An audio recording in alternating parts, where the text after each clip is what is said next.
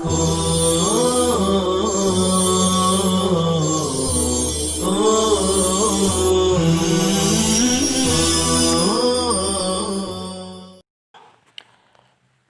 للہ وکفا وسلام علی عبادہ الذین اصطفیٰ اما بعد۔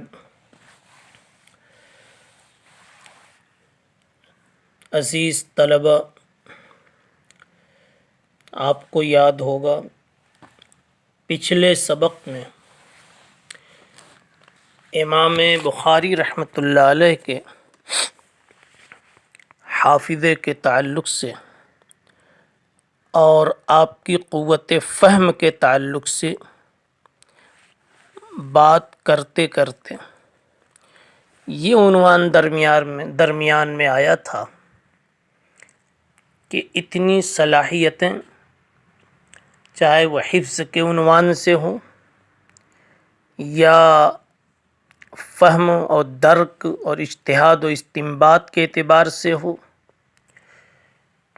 جو کسی بندے کو رب کائنات کی طرف سے نصیب ہوتی ہے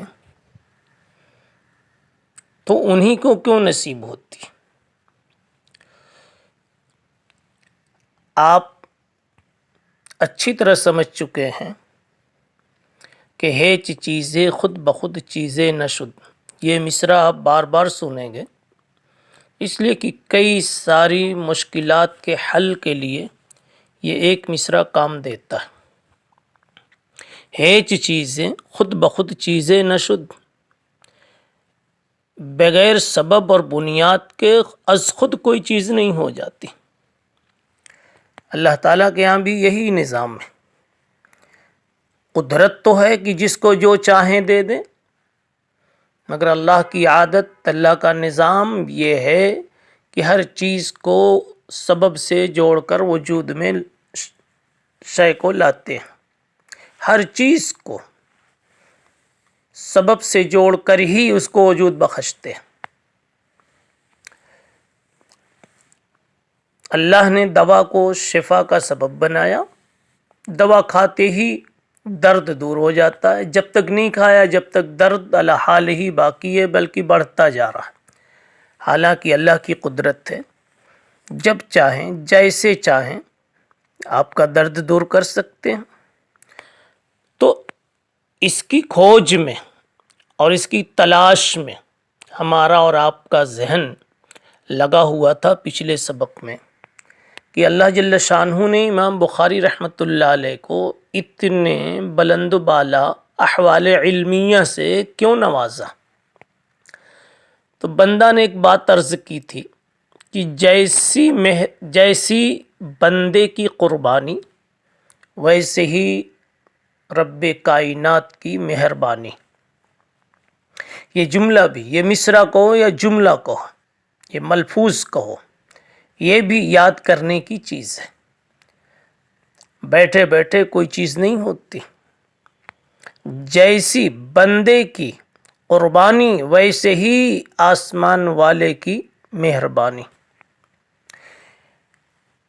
اسی کھوج میں کہ امام بخاری رحمۃ اللہ علیہ کو یہ مقام عالی یا یہ صفات عالیہ کیوں کر نصیب ہو گئی، ہمیں پتہ چلا کہ علم حدیث کے پیچھے امام بخاری رحمۃ اللہ علیہ نے بڑی قربانیاں دی۔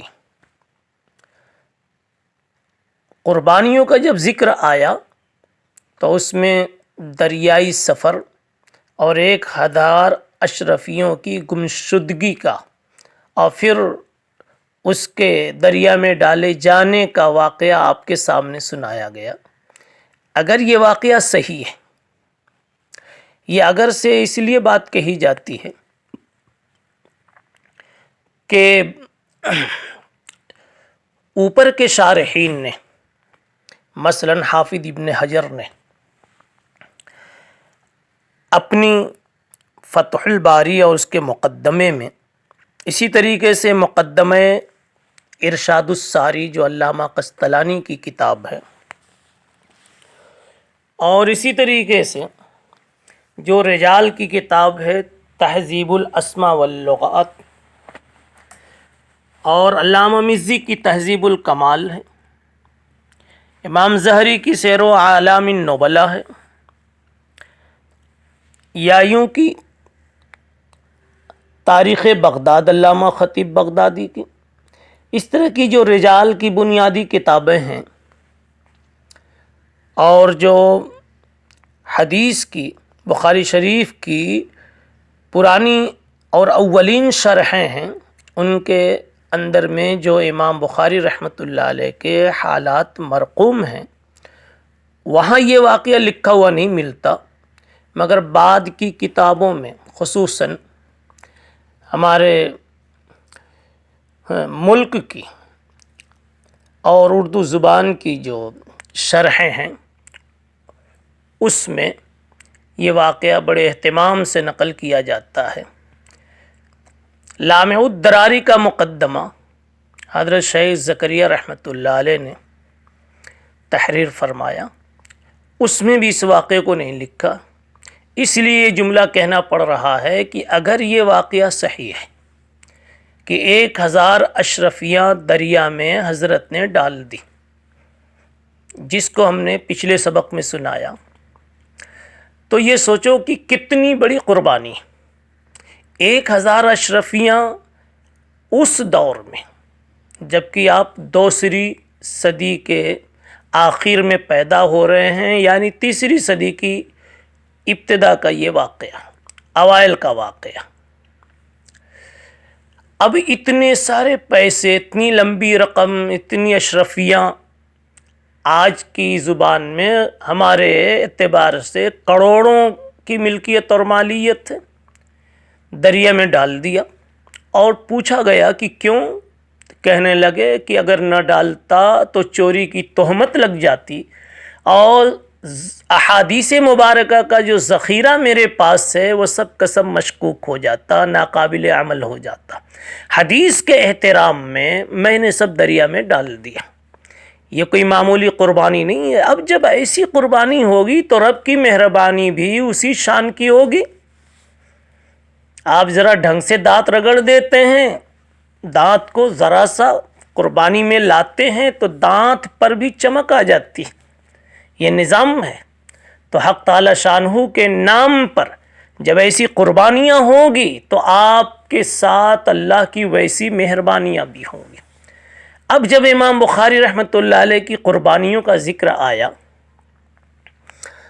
تو حضرت کی قربانی میں ایک اور بڑی قربانی، جس کو شارحین نے اپنی اپنی جگہ پر لکھا ہے، اور یہ واقعہ تو حافظ ابن حجر عسقلانی نے شرح بخاری یعنی فتح الباری کے مقدمہ میں ہدی الساری میں ایک مقام پر لکھا۔ فرماتے ہیں کہ ایک مرتبہ امام بخاری رحمۃ اللہ علیہ نے اپنی علمی مشغولیت کو دیکھ کر انہوں نے یہ سوچا کہ والد مرحوم سے لمبی رقم مجھے ملی ہے، یہ رقم کچھ تجارت میں، مزاربت میں لگا دی جائے تو ایک طرف یہ رقم بڑھتی رہے، اور میرے علمی اسفار میں، علمی اخراجات میں اور گھر کے خرچوں میں کوئی پریشانی نہ آوے۔ اس کے لیے ایک مزارب کو، ایک شخص کو، ایک پارٹنر کو 25,000 درہم دے دیے۔ یہ آج کا 25,000 روپیہ نہ سمجھیں، یہ بھی اسی زمانے کے حساب سے تصور کریں کہ کتنی بڑی رقم ہوگی۔ 25,000 درہم دے دیا۔ وہ اللہ کا بندہ، اس کی نیت بگڑ گئی، جو بھی شکل ہوئی، جو بھی بات ہوئی، اس نے بہانہ کرنا شروع کیا کہ نقصان ہو رہا ہے، کچھ نہیں ہو رہا ہے، شدہ اس نے انکار کر دیا اور وہ رقم نہیں دے رہا تھا۔ لوگوں نے امام بخاری رحمۃ اللہ علیہ کو مشورہ دیا، یہ ہے قابل توجہ چیز۔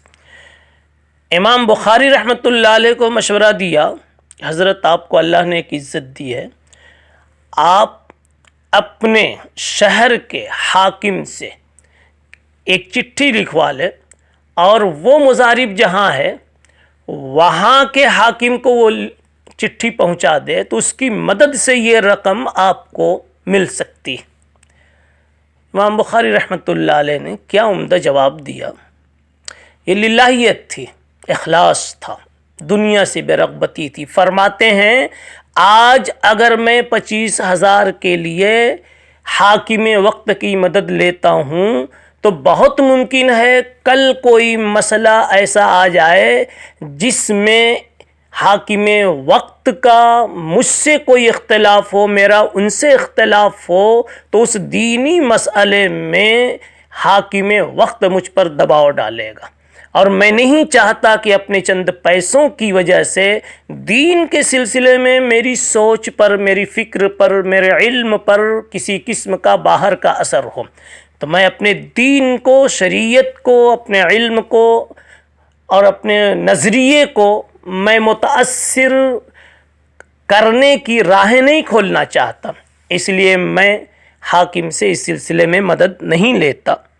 بہرحال حاکم وقت سے مدد نہیں لی، البتہ لوگوں نے بیچ میں پڑھ کر کے یہ ایک راستہ نکالا کہ اس آدمی سے مل کر کہا کہ تم ہر مہینہ اتنا اتنا دے دیا کرو، ہر مہینہ 10 درہم بھی اگر دے دو، ہر مہینہ جتنا تم سے ہو سکے آسانی سے دے دیا کرو۔ مگر اس اللہ کے بندے نے ایک پیسہ نہیں دیا اور حضرت کا 25,000 درہم ضائع ہو گیا۔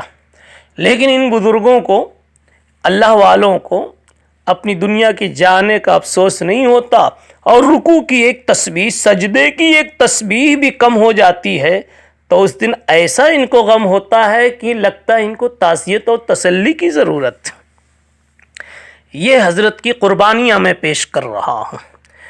اب جب قربانیوں کی بات آئی تو کڑی سے کڑی جوڑتے جائیے، اور آئیے ایک اور زندگی کا صفحہ ہم شروع کرتے ہیں جو اپنی جسم کی جسمانی اور اپنی ذات سے متعلق ان کے مجاہدے ہیں اور ان کی قربانیاں ہیں۔ وراق بخاری یعنی امام بخاری رحمۃ اللہ علیہ کی تحریرات کے لکھنے والے، امام بخاری رحمۃ اللہ علیہ کی حدیثوں کو جمع کرنے والے اور نسخہ بنانے والے، ان میں سے ایک شخص ہیں محمد ابن ابی حاتم۔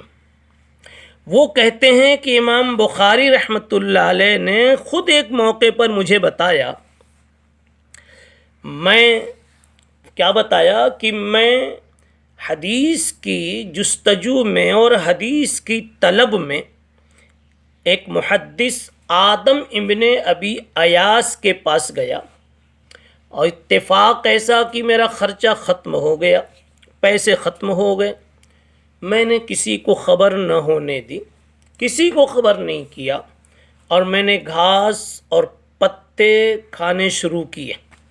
1 دن کھایا، 2 دن کھایا، 30 لوگوں نے، کسی کو خبر تو نہیں ہوئی، میری غیرت نے گوارا بھی نہیں کیا کہ میں کسی کو بتاؤں، لیکن اللہ کی طرف سے یہ نظم ہوا کہ 3را دن جب ہوا تو ایک انجان شخص میرے پاس آیا اور اشرفیوں کی ایک تھیلی دے کر رخصت ہو گیا۔ علامہ سبکی رحمۃ اللہ علیہ نے اس واقعے کو اپنی کتاب الطبقات میں تحریر فرمایا ہے۔ اس طرح کے واقعات امام بخاری رحمۃ اللہ علیہ کے بہت سارے ملتے ہیں جو ذاتی مجاہدات کے۔ عمر ابن حفص کا بیان ہے، فرماتے ہیں کہ ہم چند لوگ بصرہ میں ایک محدث کی احادیث لکھتے تھے، اور ہماری ہی جماعت میں امام بخاری رحمۃ اللہ علیہ بھی تھے۔ ایک مرتبہ سارے ساتھی ہمارے تو موجود ہیں، امام بخاری نہیں آئے اور کئی دن تک نہیں آئے۔ پتہ لگایا گیا کہ آج کل یہ محمد ابن اسماعیل نہیں آ رہے ہیں، بیمار تو نہیں ہے، بات کیا ہے؟ معلوم ہوا تفتیش کرنے سے کہ ان کے پاس خرچہ ختم ہو گیا، اور نوبت یہاں تک پہنچ گئی کہ بدن کے کپڑے تک فروخت کرنے پڑ گئے، اور اب کپڑے نہیں جو پہن کر اس مجلس میں آتے. پھر فرماتے ہیں عمر ابن حفص الاشقر کہ ہم ساتھیوں نے چندہ کر کے مل کر کے ان کے کپڑے کا انتظام کیا. یہ مجاہدات کی تھوڑی سی کہانی دہرائی جا رہی ہے تاکہ اس لائن کے راہیوں کو اگر سردی گرمی کا سامنا کرنا پڑتا ہے اور بے نمک کی دال سے بھی گزارا کرنا پڑتا ہے تو تسلی ہو، اور وہ اپنے دل کو یہ سمجھائیں کہ جو رتبے والا کے سزاوار ہوئے ہیں پہلے وہ مصیبت کے گرفتار ہوئے. حالات سے جب آدمی دوچار ہوتا ہے تبھی حق تعالی شانہ کی مدد کے دریچے اور دروازے کھولتے ہیں. اس لیے ہمارے طلبہ عزیز کو اس سے سبق لینا چاہیے، ہم کو بھی سبق لینا چاہیے کہ اگر ہماری زندگی میں کسی قسم کی تنگی آتی ہے اس شغل کی وجہ سے تو تنگی کو برداشت کرنے کا حوصلہ رکھیں.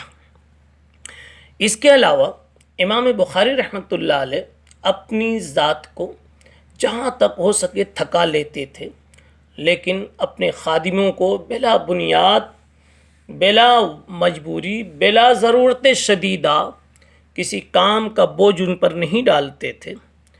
رات میں مطالعہ کرتے تھے. یہی محمد ابن ابی حاتم جو وراق بخاری سے مشہور ہیں، یہ کہتے ہیں کہ کئی مرتبہ مجھے ایسا اتفاق ہوا کہ حضرت کے ساتھ ایک ہی کمرے میں رات گزارنی پڑی. میں دیکھتا کہ رات کو کبھی 15 مرتبہ، 20 مرتبہ حضرت اٹھتے، چراغ جلاتے، حدیث پر کوئی نشان لگاتے، پھر سو جاتے، پھر اٹھتے، چراغ جلاتے، پھر کچھ لکھتے، سو جاتے. اس طرح تھوڑی بہت جو نیند آ جاتی، باقی پوری رات ان کی اٹھنے، جاگنے، چراغ جلانے اور لکھنے میں گزر جاتی. پھر تہجد کا وقت آ جاتا، مجھے نہیں اٹھاتے. میں نے ایک دفعہ عرض کیا حضرت پھر یہ خادم کس کام کے لیے؟ تو حضرت نے فرمایا رات کا وقت سونے کے لیے اللہ نے بنایا ہے، اور میں تو بوڑھا ہوں. وَأَنْتَ شَابٌ فَلَا أُحِبُّ أَنْ أُفْسِدَ عَلَيْكَ نَوْمَكَ. نوجوانوں کو نیند گہری آتی ہے اور ان کی نیند کی کمی ہو تو ان کی صحت کے لیے وہ مضر ثابت ہو جاتی ہے. تو میں مناسب نہیں سمجھتا کہ تمہاری نیند خراب کروں. بہرحال حضرت کے اس طرح کے اور بھی دسیوں واقعات ہیں جس سے پتہ یہ چلتا ہے کہ حضرت نے بڑے مجاہدات کیے.